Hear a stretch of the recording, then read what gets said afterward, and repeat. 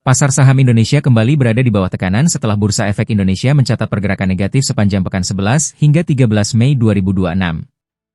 IHSG anjlok lebih dari 3% dan ditutup di level 6.723. Sementara kapitalisasi pasar menyusut ratusan triliun rupiah. Tak hanya itu, nilai dan volume transaksi harian juga ikut merosot tajam, menandakan aktivitas perdagangan yang mulai melemah di tengah tekanan pasar. Di saat yang sama, investor asing terus melakukan aksi jual besar-besaran dengan nilai jual bersih mencapai 1,5 triliun rupiah hanya dalam sepekan. Bahkan sepanjang 2026, total dana asing yang keluar dari pasar saham Indonesia sudah menembus 40 triliun rupiah. Kondisi ini memunculkan kekhawatiran baru di kalangan investor, terutama di tengah pelemahan rupiah dan ketidakpastian ekonomi global yang terus membayangi pasar keuangan nasional. Pasca saling serang antara Iran dan Amerika Serikat, satelit NASA mendeteksi beberapa titik kebakaran di Selat Hormuz.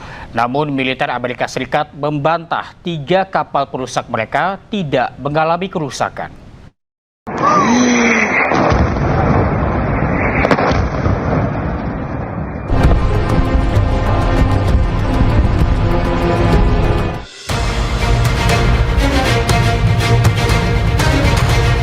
Pasca memanas antara Iran dan Amerika Serikat, satelit NASA mendeteksi ada beberapa titik kebakaran di Selat Hormuz. Namun pihak militer Amerika Serikat membantah, meski 3 kapal perusak diserang Iran menggunakan rudal dan drone, kapal AS tidak mengalami kerusakan.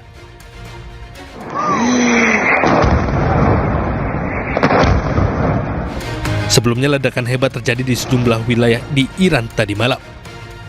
Iran menuding Amerika Serikat dan sejumlah negara menyerang wilayah pelabuhan di Qesem dan Bandar Abbas.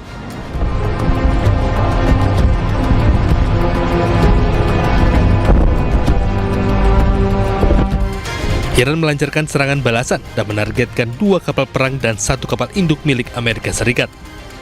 Rentetan senjata terlihat melakukan pencegahan terhadap serangan balik dari militer Iran. Amerika Serikat ancam akan meluncurkan serangan nuklir ke Iran jika Iran tidak segera sepakati perjanjian damai. Namun juru bicara Kementerian Luar Negeri Iran, Ismail Bagai, mengejek ancaman tersebut karena dianggap tidak sejalan dengan klaim Amerika Serikat menginginkan perdamaian.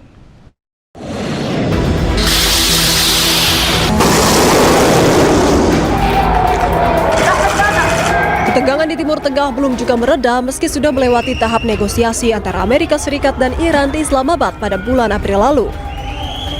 Hingga kini Amerika Serikat dan Iran belum mencapai kesepakatan damai. Presiden AS Donald Trump memperingatkan Iran untuk segera menandatangani perjanjian damai dan mengancam jika tidak segera dilakukan maka Iran akan mendapatkan serangan besar dari Amerika Serikat. Yeah, it is. They trifled with us today. We blew them away. They trifled. I call that a trifle. I'll let you know when there's no ceasefire. You won't have to know. If there's no ceasefire, you're not going to have to know. You're just going to have to look at one big glow coming out of Iran. And they better sign their agreement fast. Juru bicara Kementerian Luar Negeri Iran, Ismail Bagai, mengejek ancaman serangan nuklir AS terhadap Iran. Melalui akun resmi media sosial X-nya, Bagai mengatakan bahwa ancaman tersebut aneh. Lantaran Amerika Serikat mengklaim menginginkan perdamaian, namun solusi yang ditawarkan justru sebuah ancaman serangan.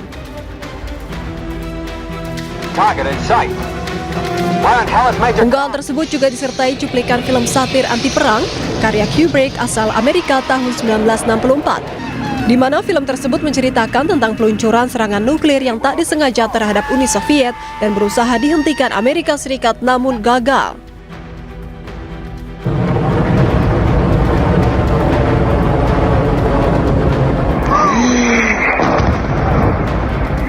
Diketahui kini Amerika dan Iran mulai saling serang. Di tengah gencatan senjata, AS kembali menyerang Iran.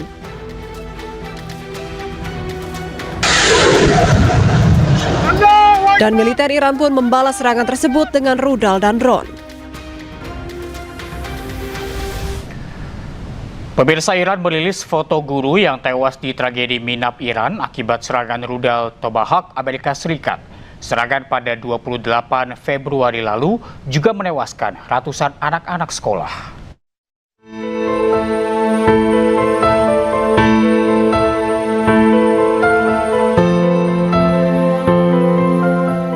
Iran merilis 26 foto guru yang tewas akibat pasca serangan Amerika Serikat dan Israel di Minab pada 28 Februari lalu. Pada serangan itu, tak hanya menewaskan guru, namun juga menewaskan ratusan anak-anak sekolah dasar. Namun Amerika Serikat membantah tuduhan Iran atas serangan yang dilancarkan ke sekolahan menggunakan rudal, tomahawk, hingga ratusan anak tewas. Sampai saat ini, kasus serangan yang diduga didalangi Amerika Serikat dan Israel tak ada kejelasan. Iran belum memberikan balasan atas proposal yang diajukan Amerika Serikat.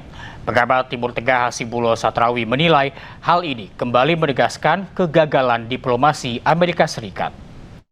Di hari ke-33 dari gencatan senjata ini, yang bisa kita sampaikan bahwa per hari ini, jam ini, Iran belum memberikan balasan atas proposal 14 poin yang telah disampaikan oleh Trump, yang juga telah dikawal dengan berbagai macam serangan, termasuk yang disampaikan oleh Mbak Lista tadi, upaya-upaya provokasi dan serangan yang dilakukan di Selat Hormuz, sehingga dalam 3 hari terakhir mengalami eskalasi dan bahkan jatuh korban dari pihak Iran.